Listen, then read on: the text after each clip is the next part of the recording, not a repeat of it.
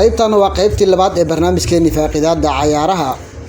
wakiilka weeraryahanka kooxda Juventus ee Cristiano Ronaldo oo lagu magacaabo Jorge Mendes ayaa meel ka saaray wararkii sheegayay in xidiga uu masuulka ka yahay ee Cristiano Ronaldo waayihiisa ciyaareed uu ku laaban doono kooxda uu kubadda cagta kasoo bilaabay ee Sporting Lisbon. mustaqbalka Cristiano Ronaldo ayaa ahayn mid meel lagu hubo muddooyinkii ugu dambeeyay kadib markii ay Juventus weyday horyaalka Serie A markii ugu horeysay muddo 10 sanadood ah, isla markaana wareegga 16 kaga hareen tartanka Champions League.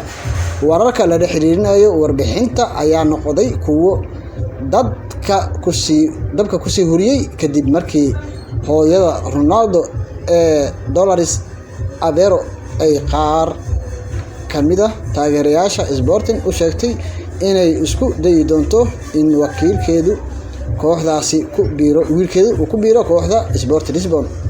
laakiin haatan Jorge Mendes oo la hadlay wargeyska Record ee dalka Portugal ayaa meesha ka saaray fursadda uu Cristiano Ronaldo ugu laaban karo Sporting Lisbon hadda.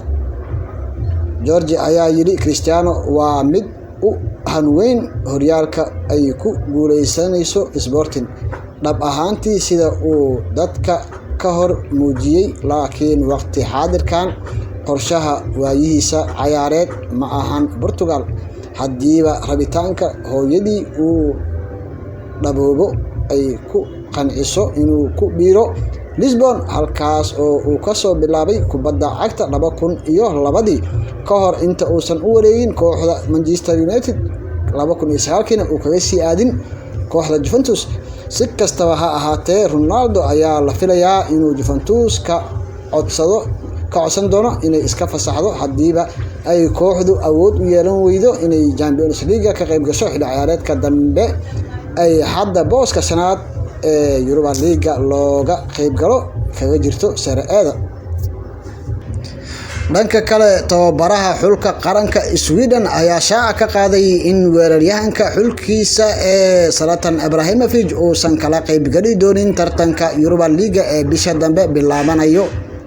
go'aanka xulka qaranka Sweden ayaa ah mid yimid kadib markii dhaliyaha AC Milan uu gaaray dhaawac cusub oo jilibka ah, kaas oo la filayo inuu muddo 3 toddobaad ah uga yaraan ku maqnaan doono.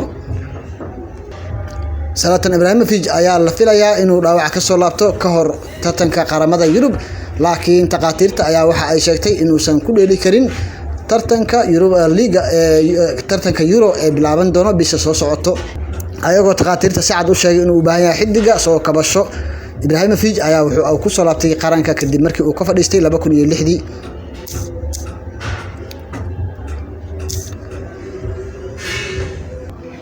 kooxda Manchester United weli waxaa sii socda dhibaatooyinkii ay taageerayaasha kooxda kubadda cagta Manchester United ay wadeen oo ahaa in la bedelo kooxda iskale. taageerayaasha ayaa waxay si aad uga careysan yihiin qoyska iskale kooxda Manchester United, ayagoo weliba banaanbaxyo waaweyn ka wado gudaha garoonka iyo banaankiisaba. waana eegi doonaa wax wixii ku soo kordho barnaamijka.